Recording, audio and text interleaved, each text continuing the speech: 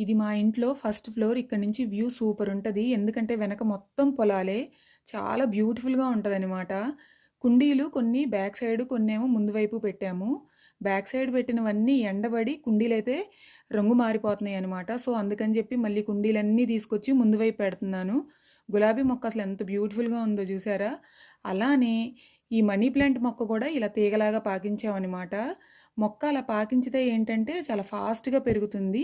అప్పుడప్పుడు కొంచెం వాటర్ పోస్తా ఉంటే సరిపోద్దనమాట. చాలా బావుంటాయి. ఇక్కడ మొక్కలైతే మొత్తం 52 ప్లాంట్స్ పెట్టాము. మొత్తం ఇండోర్ ప్లాంట్స్ అనమాట. ఇవేమో కింద గార్డెన్‌లో చామంతి పూలైతే అసలు విరగబూసినాయి అనమాట.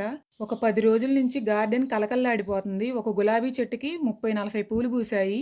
అసలు చూడటానికి 2 కళ్ళు సరిపోవనమాట. అంత బ్యూటిఫుల్‌గా అనిపిస్తుంది గార్డెన్ అయితే. మన గార్డెన్‌లో కూరగాయ మొక్కలు కూడా పెడదామని అనుకుంటున్నాము. అవన్నీ కూడా నెక్స్ట్ వీడియోస్‌లో చూపిస్తాను. అప్పటి వరకు బాయ్.